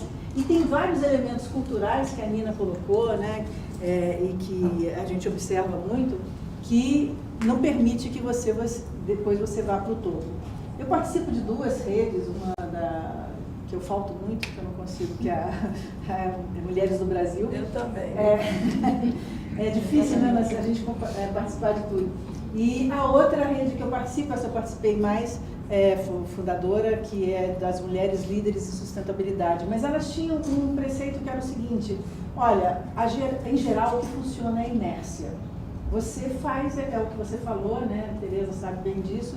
Você, em geral, escolhe, no conselho de administração, onde for, você escolhe uma pessoa parecida com você. Você não escolhe uma pessoa totalmente diferente de você. Então, isso se perpetua. A inércia é poderosa. Eu acho que esse é um elemento, assim, por isso que você precisa de, né, promover e buscar elementos que você tire essa parte subjetiva, tire tudo isso para, né, para promoção dos seus quadros, para alavancar, porque capacidade tem, está provado, tem milhões de dados, McKinsey e todas as outras consultorias, mas como é que a gente faz para isso virar uma realidade? E aí eu passo para a Flávia um pouco, que eu vejo que, por exemplo, nos sistemas de seleção de pessoal, as pessoas têm o cuidado, inclusive, de, em vários momentos, não falar com a pessoa, não ver, para que aquele gestor não seja influenciado, tenha um componente subjetivo. Então, quais são as perguntas que você não tem nessa pergunta já um juízo de valor? Quais são as perguntas que são mais objetivas? Enfim, no processo de seleção, Flávia, como é que você convence gestores e trabalha com a questão da diversidade e da promoção das mulheres? Bom dia a todos. Bom, eu vou trazer, acho que um cenário positivo que tem solução porque a gente está trabalhando, que eu acho que é o que a gente apresenta aqui na WeWork e é uma coisa muito importante. Na WeWork a gente valoriza muito a cultura e então eu acho que além do processo seletivo, é uma cultura dentro da empresa, porque não adianta eu contratar esse funcionário, conseguir atrair e depois eu não conseguir reter, porque eu não vou proporcionar um ambiente saudável para essa diversidade, que aí eu entro em qualquer questão, desde raça, gênero, orientação sexual, o que for. Então, na empresa, eu acho que dentro da WeWork a gente tem diversas iniciativas que favorecem isso e tira um pouco, talvez, o preconceito que pode existir em relação, até mesmo, talvez, uma seleção. Então, desde iniciativas Women's of WeWork, que é realmente o empoderamento feminino, que a gente traz para a mesa realmente essa discussão de como que a gente consegue trabalhar temas, às vezes, que a gente não teve tanto acesso, desde a parte de mercado financeiro, como fazer os próprios investimentos, mas não só para funcionários, mas também para membros. Então, isso favorece, sim, que a gente coloque em pauta e consiga criar um ambiente, porque também não adianta, nós fornecemos também esses espaços e a gente tem uma cultura e a gente não consegue impactar os membros que estão com a gente. Então, parte disso é uma das iniciativas que a gente tem e eu posso entrar em diversas que a gente também tem, que é Pride by We, que é a iniciativa LGBTS, que a gente está lá apoiando desde a passeata, mas também coloca para dentro da empresa para poder discutir essas questões. A gente tem iniciativas de recrutamento de refugiados, então a gente tem também essa questão de inclusão, então não vira um tabu que você não pode colocar na mesa, você não pode falar. Que eu acho que isso é uma coisa que tem muito uma questão que às vezes a gente fica querendo falar sobre diversidade, mas a gente não sabe nem as palavras que a gente consegue colocar na mesa, porque talvez você vai ser preconceituoso na forma como você coloca. Então a gente tira um pouco isso, traz conhecimento para a mesa e tira um pouco a barreira inicial que até no começo de uma conversa pode existir, mas a cultura da empresa estimula isso. Então, isso, cultura, só vai ser impactada se vier da liderança. Então, é top-down. Eu não consigo mudar uma cultura da base. Então, se eu não tenho um líder que acredita nisso, não vai adiantar. Então, desde a nossa liderança até a nossa cargo mais júnior, a gente tem uma forte imersão de cultura para evitar qualquer questão que pode existir interno, em relação aos preconceitos que podem acabar surgindo. Então, eu acho que também é interessante, por exemplo, a empresa recentemente investiu numa startup que é uma plataforma para plano de carreira feminino, 13 milhões de dólares aí, para ajudar realmente as pessoas conseguirem, as mulheres, terem esse apoio no coaching da carreira delas, como desenhar, como se apresentar, como se posicionar no mercado de trabalho para abrir e desenvolver a carreira delas. E desde startups como o OneTech, que a gente aplicou também agora, que dá acesso a novos investidores, mulheres terem acesso, por exemplo, a investidores, e a gente liberou o Hot Desk, que são essas mesas nas áreas compartilhadas da WeWork. Tanto para essa startup a gente conseguiu conceder também para algumas posições de pessoas de menores de 19 a 25 anos, elas conseguem ter essa acessibilidade ao mercado de trabalho, porque no final do dia, se você está dentro da WeWork, naturalmente você consegue se conectar com outras empresas. A gente tem iniciativas dentro para conseguir estimular isso. Hoje eu tenho o prazer de falar que não é só no Brasil, mas na América Latina inteira que eu tenho essa responsabilidade, que desde um cargo de diretoria até o cargo mais júnior a gente tem 50% de gêneros de homens e mulheres. Que eu sei que isso não é o tradicional de muitas empresas, só que hoje eu consigo falar, e olha, ainda vou além, são 53% mulheres, então a gente tem mais mulheres em todas as hierarquias que a gente trabalha aqui dentro do que a gente tem homens. E não foi uma questão que eu tive que mudar o processo de seleção e colocar talvez perguntas, ou até, que eu já vi práticas de empresas fazerem, que no processo final tem que ter um homem ou uma mulher qualificada. Eu não preciso forçar isso, já vem natural, desde o momento que a pessoa está selecionando o meu recrutador, até o gerente que está entrevistando, que vai conseguir avaliar sem esse preconceito inicial. Então, eu vou além. Eu acho que, primeiro de tudo, a gente precisa colocar... instruir os nossos gestores, os nossos funcionários sobre o tema. Então a gente tem que colocar a cultura, a gente tem que trazer os números, a gente tem que mostrar realmente qual que é o impacto disso, trazer esse conhecimento para a mesa, tirar o tabu que existe realmente em relação a algumas coisas que as pessoas têm medo de conversar, colocar números ali de realmente porcentagem. Se essa porcentagem, porque eu acho que é relevante. Senão eu não estaria falando para vocês, porque eu acho que é importante ter aquilo destacado. E eu tenho orgulho de falar. Mas vincular isso, e hoje a nova geração é muito associada com o propósito. Então, nossa missão, nossos valores, não adianta nada a gente olhar para dentro da empresa e não olhar para fora. Então, é uma questão que a gente realmente abre portas para outras pessoas, para terem essa opção de conseguirem, sim, vir conversar com a gente, colocar temas na mesa, para poder ter impacto no mundo. A nossa empresa tem essa intenção de impactar, não é à toa que a gente está nesse cenário tão positivo de crescimento e expansão, e a gente fala, se a gente muda, a gente pode ser referência para alguém, a gente pode ser o exemplo para alguém que a pessoa vai conseguir realmente, talvez, se inspirar e fazer igual. Então, eu tenho realmente um lado muito positivo contra a média das muitas empresas, em alguns casos, da sociedade, que internamente a gente não tem essa questão, e tanto que a gente se preocupa desde a tabela salarial para ter essa questão de não ter diferença salarial. A gente tem um compromisso com a empresa inteira, a gente fala isso de forma aberta, porque se realmente alguém se sente que não está sendo tratado da mesma forma, consiga ter espaço para levantar a mão, desde um canal confidencial até uma forma mais aberta junto com o RH. Então, eu acho que são práticas que a gente traz, mas eu acho que vai muito mais além da educação, da cultura, para a gente conseguir impactar um processo interno, que seria o processo seletivo. Obrigada, Paulo.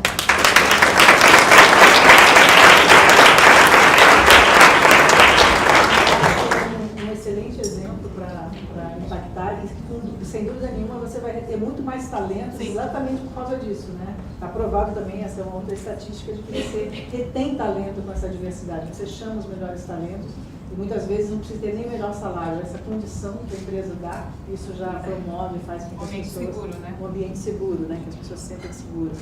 Então, parabéns aí e que estimule outras tantas empresas a fazerem. Eu queria ver se vocês têm alguma pergunta, eu acho que a gente tem tempo para umas 2 perguntas, talvez. Sintam-se à vontade para fazer perguntas aqui ou para todas. Seu nome? Meu nome é Débora Tomé, Eu sou ativista feminista em vários âmbitos. Eu tenho um blog de carnaval feminista, sou autora. Desculpa, é que eu tô... O carnaval acabou comigo. A gente no online, aqui só pra gente... Fala aqui? Pode perguntar pro diretor. Ah, tá. Peraí, daqui, ficar aqui? Pode ficar aqui, tá bom. Eu sou Débora Tomé, sou ativista feminista, eu tenho um blog de carnaval, conheço a Mulheres Rodadas, blog de carnaval feminista, sou autora de Mulheres e Poder, 50 brasileiras para conhecer antes de crescer. Enfim, tô nessa batalha aí. Tô nessa batalha aí há uns 6 anos já. Mas, eu queria, assim, agradecer muito a convite da Kelly por vir aqui hoje, porque eu acho que a gente tem que discutir mulher no âmbito de poder, que é isso que vocês fizeram aqui, que é quando a gente ficou, eu acho que muito presa à história do assédio como sexo e não sei o quê, e a gente não está discutindo poder, porque quanto mais mulheres lá, menos acesso a gente tem. Mas enfim, a minha pergunta é o seguinte: como sensibilizar alguma estratégia, quero mais estratégias para a gente sensibilizar as empresas? Porque eu acho que as empresas estão muito sensíveis para isso, na publicidade, na maquiagem. Mas eu acho que ainda está muito difícil sensibilizar empresas de como mudar isso internamente. Então eu queria muito ver ideias até para a gente poder compartilhar e começar a propagar isso cada vez mais assim dentro. O que uma empresa pode fazer além do blind? Da contratação, né, as cegas e outras coisas, outras estratégias que vocês têm. Vou dar assim. Tá bom. Eu acho que, como eu já trouxe essa parte cultural, eu não vou entrar nesse detalhe, mas eu acho que a gente tem símbolos muito fortes. Desculpa, não estou levantando. Símbolos muito fortes dentro da organização. Então, acho que está numa empresa que realmente tem um CEO, que é uma mulher, isso é muito difícil, como a gente já trouxe em números. Por exemplo, eu tenho um CEO que é uma mulher que realmente consegue trazer essa força, e ela traz desde o dia que ela se apresentou perante 4.000 pessoas no começo do ano passado, dizendo que ela tem orgulho de realmente estar lá dentro dessa cadeira e se representando. Mas eu acho que tem muitos processos que vão desde o não perguntar o salário da pessoa, que isso acontece muito, nos Estados Unidos tem lei para isso, você não pode perguntar o salário, porque você não vai pagar aquela pessoa porque de fato ela talvez recebia 8.000, eu tenho minha vaga cabe 10, então eu vou trazer ela e talvez ela tenha uma pretensão de 9, vou trazer 9 e vou economizar. Eu vou trazer ela no valor que ela merece. Então, às vezes tem uma questão que às vezes a gente tem que se adaptar com referências que podem acontecer a nível global. Óbvio que você tem que ter um mínimo bom senso ali, naquele sentido que a gente trabalha, que talvez a pessoa tenha uma pretensão muito acima do que a vaga trabalha, mas é nessa hora que você vai filtrar um currículo. Mas eu acho que você vai pagar de acordo com a pessoa, e eu tive recentemente com a minha equipe essa discussão, com realmente o que ela merece de acordo com o conhecimento, o conhecimento, a capacidade, o potencial que ela vai poder proporcionar. Então, por exemplo, eu já tive caso e eu recebi essa semana a pergunta: nossa, mas a proposta talvez que a gente vai fazer vai aumentar 30%, 40% do salário dessa pessoa. E eu falei, qual que é o problema? A pessoa vai fazer uma atividade que representa esse valor. Então eu acho que a gente tem que tomar muito cuidado com coisas como essa e se policiar, porque é muito tentador para uma empresa, dependendo da forma como que ela olha, que eu vou colocar ela numa remuneração mais baixa, porque ela começou no mercado de trabalho com uma negociação mais baixa, e você se torna isso uma cadeia geral que vai impactar no futuro dessa pessoa, que ela nunca vai ter essa oportunidade. Então, uma pequena prática como essa da remuneração na hora que você vai proporcionar, de você obviamente respeitar a tua faixa, olhando o público interno, porque também depois você retém, você traz, e aí as pessoas conversam sobre salários, vocês descobrem que tem diferenciação salarial interna, isso é no motivo. Então, iniciativas pequenas como essa de atraiu, trouxe para dentro, cuida, senão você vai perder isso para o mercado, não adianta.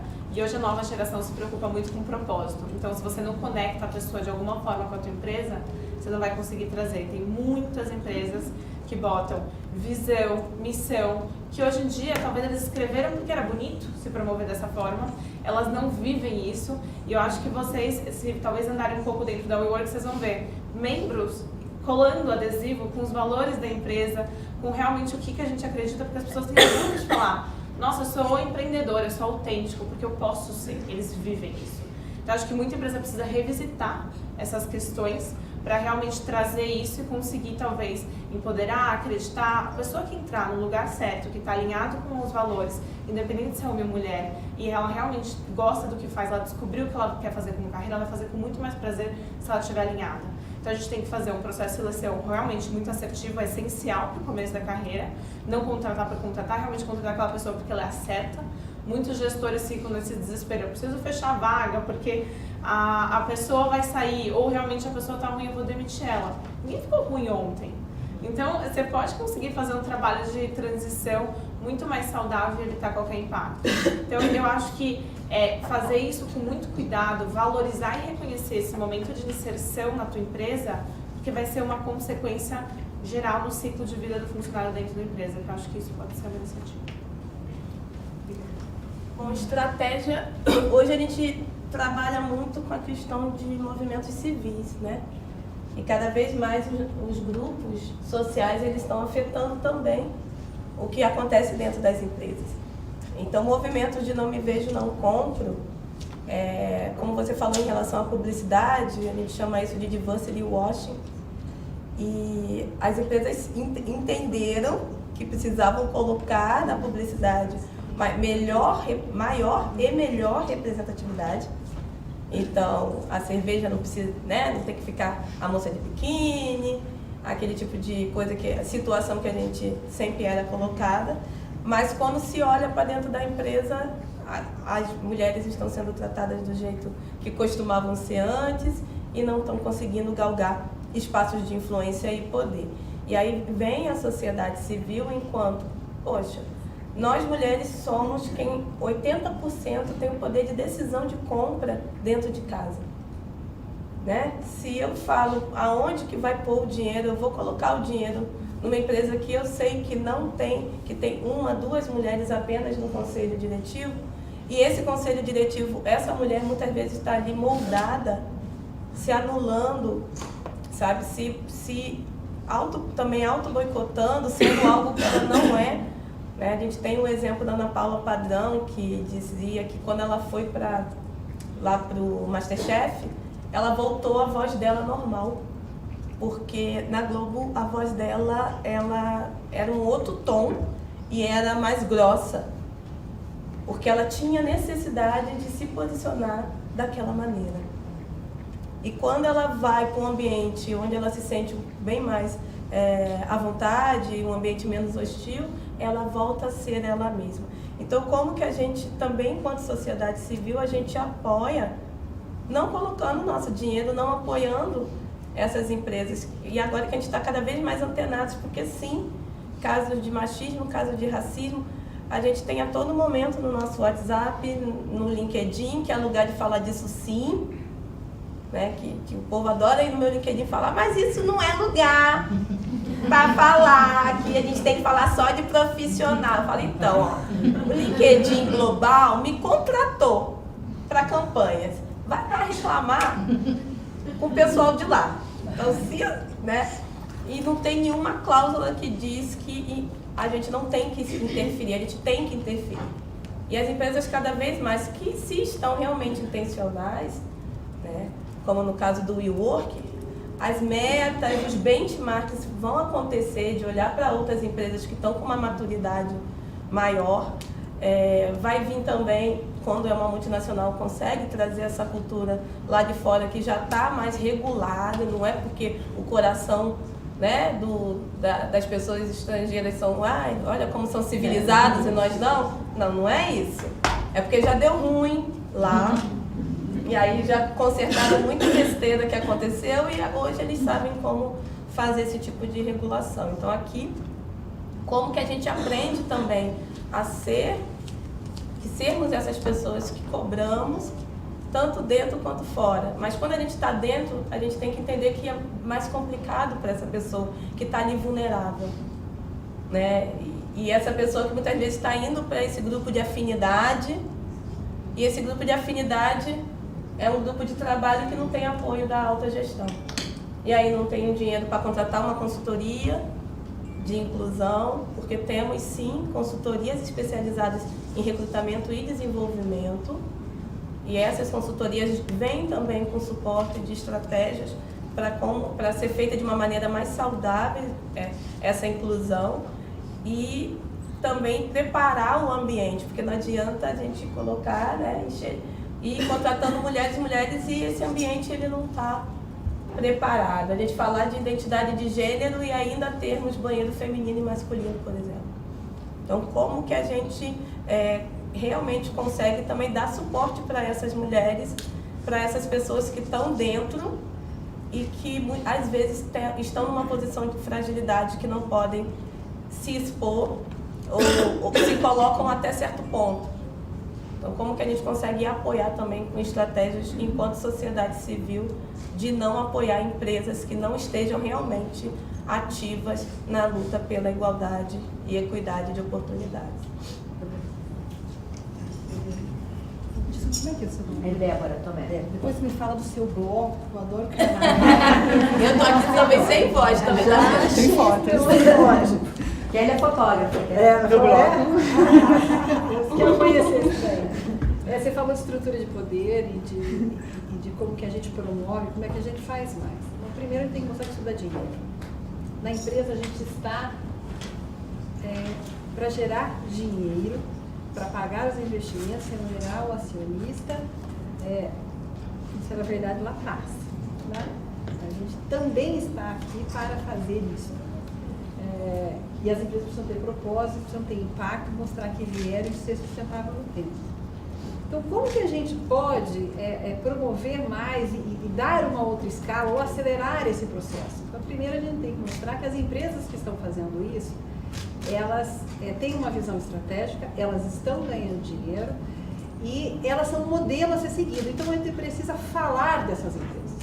A gente precisa usar as redes e essas conexões que se formam nos diversos grupos que se formam para falar de mulher, para falar da importância da equidade de gênero, mas não só de gênero, de tudo. Como que você pode inovar todo mundo pensando igual? Não existe isso. E é muito claro quando a gente observa fundos de investimento que perguntam para a empresa quantas mulheres você tem no conselho. Quando um fundo de investimento que vai dar o funding para você fazer bilhões de reais de investimento, pergunta qual é o impacto social da sua empresa nesses investimentos que você está fazendo. Quando um banco multilateral pergunta para a CEO o que de fato está sendo feito para promover a diversidade e a equidade dentro da organização, para que a empresa tenha acesso a um financiamento mais barato e que permita que ela faça os investimentos e que ela cresça e que, portanto, dê lucro e que, portanto, remunere os seus acionistas. Isso precisa ser falado e isso já está acontecendo. Né? Quando a gente, e eu falo no caso da própria BRK, é um caso, mas existem vários e que a gente precisa da visibilidade. Quando a gente está indo captar dinheiro, a gente está ouvindo essas perguntas. E a gente pode sentar e falar, olha, não estou preparando um PowerPoint para responder uma pergunta daquele momento. É uma coisa que já vem sendo feita na companhia, porque a gente acredita que aquilo é verdade. Agora, replicar os casos de sucesso é importante. Tem os casos que não são de sucesso, ok, deixa eles lá, mas eu acho que a gente tem que promover mais, falar mais e mostrar como que as empresas que estão indo para esse caminho, que já estão nesse caminho, como é que elas estão capturando ganhos financeiros e por que isso é um bom negócio. Porque ficar só dizendo, porque tem que fazer, porque é importante, negócio é negócio. Né? E esse caso que eu disse para você é um caso real, onde um fundo de investimento, decidindo fazer investimento numa determinada companhia, isso é uma coisa que aconteceu nos Estados Unidos, foi no final do ano passado, o cara falou assim, olha, quantas mulheres vocês têm no conselho? A empresa não tinha. Mas não sabia que aquilo era tão importante a este ponto. Então, já começou, e olha que legal, começou uma movimentação na empresa, você falou, nós precisamos rever esse negócio. Porque quando você olhava na sala, homens de meia idade, brancos, formados nas mesmas universidades. Né? Então, às vezes, se precisa de um puxão de tapete. E eu acho que o puxão de tapete econômico é muito importante. Então, eu acho que são duas coisas, a gente dá visibilidade para o que os bancos multilaterais estão falando sobre a questão de diversidade. Você vai falar no Banco Mundial, eles têm um programa super forte e eles estão olhando onde as empresas nas quais eles vão investir, se elas de fato têm esses tipos de programa. Quem não quer ter acesso a financiamento do Banco Mundial, que as taxas são baixas? Todo mundo quer, precisa. Né? Eu acho que é por aí. Estrategicamente falando, para dar escala, a gente precisa trazer a componente financeira, e a componente financeira hoje já está sendo refletida em que fundos e bancos multilaterais, olhando diversidade como forma de decisão, não é a única, obviamente, mas trouxe um elemento a mais na hora dos seus conselhos decidirem em que empresa vão investir ou não deixar de investir.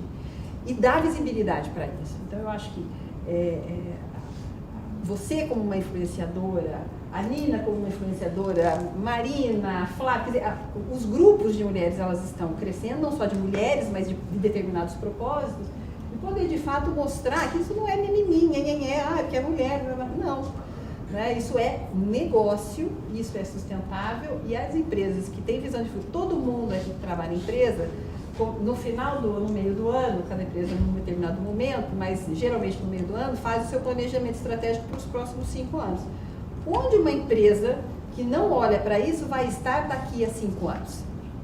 Se eu sou uma empresa de bem de consumo, eu tenho que olhar quem é o meu consumidor daqui a 5, 10 anos. Quem tem 10 anos, quer dizer, 12 anos hoje, 15 anos hoje, vai ser o grande consumidor daqui a 5 anos, vai ter 20. E hoje você vê as crianças, quando vão no supermercado, pegando sei lá, qualquer produto, tem a marca forte, mas ela vira para saber como é que foi produzido, se aquilo tem rastreamento, se é ecologicamente tratado. Esse é um novo consumidor. Eu tive num evento, como eu mencionei a vocês, como fui explicar porque a legenda estava em inglês no vídeo, no evento que eu tive em Genebra, em novembro do ano passado, era Direitos Humanos e as Empresas. Lá estava um grande inglês, a SAP era uma das empresas que estava lá. Um dos executivos fez uma apresentação que para mim explica tudo. Ele disse, olha, eu sou um grande executivo, ele não falou isso, né, mas eu sou executivo de uma empresa multinacional, atuo não sei em quantos países, fatura não sei quantos bilhões de dólares, eu tenho uma agenda super complicada, eu chego em casa e não sou nada para minha filha. Tenho uma filha de 17 anos. Então eu explicava o que eu fazia, acontecia, ela falava, legal. Quando ele começou a trabalhar questões de direitos humanos e a preocupação se na cadeia produtiva dele não estava contratando empresas que tinham trabalho escravo, por exemplo, e ele falou isso assim, ao passar no almoço na casa dele, e a filha dele começou, opa, isso eu gostei, me fala sobre isso me interessa, né? Porque isso é um novo consumidor, é essa consumidora, 17 anos hoje, mas aqui a 5 anos, 3 anos, ela vai para o mercado de trabalho, ela é a nova consumidora, ela vai exigir das empresas isso. Então, não é mais uma opção, eu acho que é uma necessidade de negócio, de gerar dinheiro, e a gente precisa dar visibilidade nos casos que funcionam bem. Eu acho que essa é fundamental, né? E essas redes são muito importantes para dar essa visibilidade. Bom, é um tema que eu vejo que tem mudado muito rapidamente de um tempo para cá. Tem bons exemplos, né? E as empresas mesmas fazem um movimento. Eu percebo assim, a gente tem um conselho de líderes, a Tereza faz parte dele, que só tem os CEOs das empresas, são pouquíssimas mulheres. E assim, tem um dado cultural nisso também, porque as mulheres, você estava falando da Ana Paula, que mudou o tom de voz, as mulheres, elas são mais fáceis em compor e até ceder o cargo. Então eu vejo também, assim, algumas CEOs que passam e vão embora e eu vejo muito mais competitividade, aquela coisa aguerrida e competitiva dos homens. Mas eu acho que esses valores estão mudando, né? Então, por um lado, eu acho que concretamente mentoria é importante, redes são importantes. Eu faço parte dessas redes porque eu acho que tem que estar fazendo parte, tem que estar apoiando, porque o poder da inércia é muito grande. Então, tudo que a gente pode fazer de promover, né, por meio de diretrizes governamentais, subsídios, etc., a gente faz. Mas tem um componente cultural que é grande, né? Então, eu acho que mentoria, a questão da gravidez, por exemplo, é um problema real, é uma questão real. Como é que você lida com ela? Você tem que estar mostrando como é que isso pode não afetar a vida de uma mulher, e isso é uma questão que é a sociedade que tem que estar, a família e a sociedade. Por que vai recair sobre uma pessoa todo o ônus de ser mãe? Não faz o menor sentido. Então, o que você está promovendo, o que você pode promover nesse sentido, né? Então, eu acho que promover os exemplos, eu acho que ainda tem um grande caminho. Quando a gente começou a fazer esse prêmio, por exemplo, de liderança feminina, as próprias empresas anunciavam as suas mulheres líderes e não registravam isso. Então, você tem momentos em que isso é interessante, mas você tem momentos, de repente, depois da empresa ter falado isso, ela foi demitida. Então, ela era importante ou não era importante para a empresa? Então, são coisas logo depois. Então, eu acho que tem que ter políticas realmente, sobretudo, eu insisto nisso, sobretudo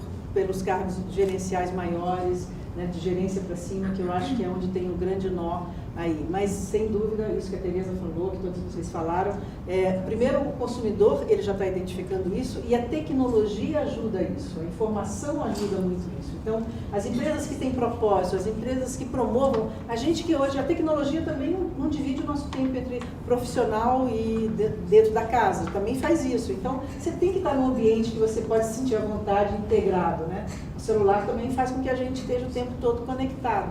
Então, eu acho que é um processo natural, mas ainda tem muitos obstáculos, e a questão é essa mesmo. A gente está dando visibilidade, buscando quebrar os muros, esse título não é à toa, é quebrar os muros mesmo, tem que quebrar para dentro das empresas e para fora, mas é um trabalho que tem grande pela frente. E tem uma pergunta dos internautas que a Kelly vai fazer. A gente está transmitindo online, né? Teve um pouco de dificuldade, está um pouco intermitente, mas o pessoal está perguntando. Primeiro. Mais alto que para a Nina, na verdade, primeiro aqui foi uma pergunta da Alessandra Rigueira, se você poderia citar as fontes, né, que você usou para poder colocar essa questão do ganho por parte das empresas com investimento na diversidade, né, que ela quer saber um pouco mais sobre isso. E também aqui a Andréa Coutinho, que está à frente da comunicação do Instituto Clima e Sociedade, uma liderança também inspiracional para a gente. Ela pergunta aqui para a Nina e também para as demais, ela aborda especialmente a questão da presença das mulheres em cargos de liderança no terceiro setor, que já é uma realidade, mas mulheres negras ainda permanecem em posições menores hierarquicamente. E na sua fala, Nina, você usou a palavra intencionalidade para transformar os cenários. Como que a gente pode trabalhar mais ativamente para mudar essas estatísticas, se não basta apenas reconhecer isso, né? Como que esse movimento prático pode ser mais eficiente, mais rápido, enfim? Como que a gente dinamiza isso, na verdade? Bom, em relação às fontes, eu não vou saber cada uma de qual lugar, mas eu uso o PNAD, né, o IBGE, o Instituto Etos e o Instituto Locomotiva. Tem também alguns dados que foi o Instituto Feira Preta, eles solicitaram, alguns dados que eu não falei, mas, por exemplo, uma pessoa negra que vai comprar um produto, se ela se sente identificada com aquele produto, representada, ela pode custear mais 30% do valor, porque ela se vê representada. Então, olha o que a gente tem aí de oportunidade da pessoa pagar 30% a mais no produto, porque viu que aquele produto está pensando nela. É a questão do consumidor. Quando a gente fala... E aí também no meu LinkedIn, a gente tem alguns dados, algumas outras mais informações. Quando a gente fala dessa questão da intencionalidade, é isso, não adianta falar, como você mesma colocou, né? Não adianta falar que a gente quer fazer e que não é todo mundo que vai estar sensível à causa. Então, nós sermos mais efetivos é nós nos organizarmos nessas redes e nos conectarmos com quem realmente também está organizado. Então, quando a gente fala de propósito, eu tenho uma palestra que fala sobre tecnologia para quem, e aí eu falo muito de propósito, a gente precisa se entender, se autoconhecer, depois a gente olha para fora e se conecta com as pessoas que também estão conectadas com propósitos similares, com com lutas similares, a gente se organiza e aí a gente se conecta em redes. Né? E quando a gente fala disso é porque não tem como também todo mundo lutar em todas as trincheiras. Não dá, porque a gente ainda tem muita coisa para acontecer. Então, como que a gente também se ajuda entre grupos que estão em lutas, né, diferentes, mas que têm um propósito comum, que é de justiça social e econômica, principalmente. E aí, nessas redes, como que a gente consegue se fortalecer? É aí que a gente vê que a gente consegue de uma maneira muito mais rápida. Dá um exemplo o movimento Black Money serviu de benchmark, que agora estão criando uma instituição chamada Movimento Pink Money. Por quê? Porque é identificado que também a população LGBTI+, ela está cada vez mais não comprando de empresas que continuam com os vieses, com os estereótipos, com a falta de inclusão. E eles movimentam 300 bilhões de reais por ano na economia brasileira. Então, como que esse dinheiro vai realmente para as mãos e permanece também dentro da comunidade para aumentar o nível de empregabilidade dessa população? E aí, de um outro lado, a gente tem o movimento Black Money, que também quer manter esse dinheiro da população negra dentro da própria comunidade negra por mais tempo. Né? Então, nós movimentamos 1,7 trilhão de reais na economia por ano. Como que eu faço que essas pessoas sejam pessoas que também tenham acesso a esse dinheiro? Porque os empreendedores negros, você provavelmente deve ver aqui no WeWork que a gente não tem um contingente grande, né, da presença de donos e donas de startups negros, porque a gente não consegue ainda ter essa ideação de desenhar um modelo de negócio como uma startup. A gente ainda está muito caminhando na questão de trabalhar com autossustento, né, com a questão da criatividade, mas como que a gente consegue, por conta desses movimentos, se conectar e aí sim criar pontes para que a gente caminhe juntos e aí mais rápido, que a gente chegue mais longe. Para mim, a resposta seria realmente termos as conexões de lutas que são similares e que a gente possa construir junto dentro das respeitando as singularidades, mas construindo com as similaridades. Bom, eu queria agradecer a todo mundo, mas quero que vocês esperem um pouquinho, até para uma foto que vai ter no final. Mas eu queria chamar um vídeo também. O CEBED está promovendo uma campanha mostrando nas nossas empresas associadas Mulheres que Inspiram. Então, participem com a hashtag Mulheres que Inspiram. Kelly, com você. Vou colocar o vídeo só contando que a gente pediu para as empresas associadas para elas mandarem para a gente contar um parágrafo, uma historinha de mulheres inspiradoras e mandar uma foto delas. Então hoje vocês vão ver na rede do CEBED fotos de mulheres inspiradoras. Tem muitas, algumas delas estão lá. Mas enfim, vamos lá, né? Só para vocês se inspirarem. Desculpa, eu vou colocar de novo, né? Não, tá bem. Não, tá ótimo.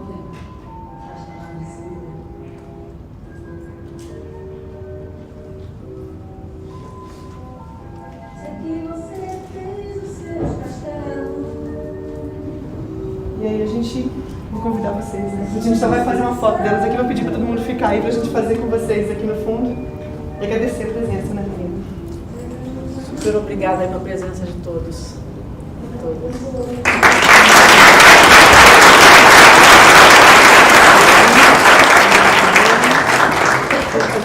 Tem uma trilha sonora que a Kelly fez só com mulheres cantando. Quem faz foto, DJ. É verdade.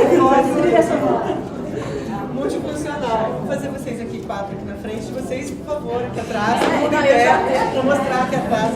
Gente, não vai embora não. Todo mundo aí atrás. Pelo amor de Deus. Um monte de mulher. Os homens vai aparecer. Pois é, tô achando que sim.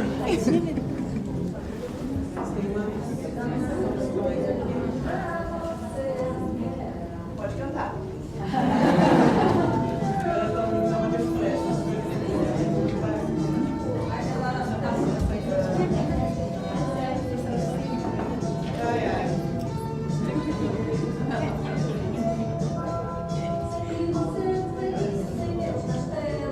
Agora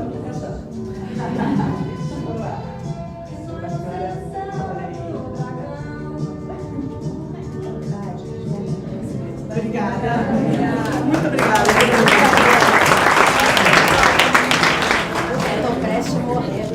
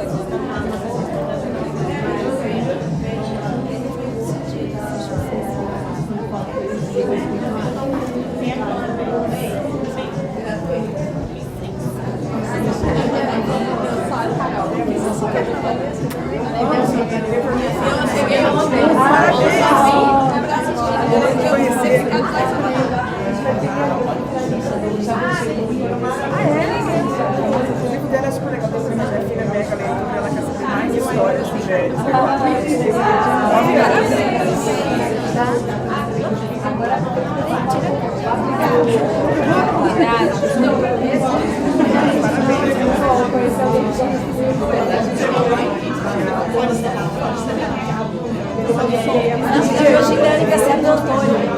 Antônio, você é muito ruim. Eu te vou mulher.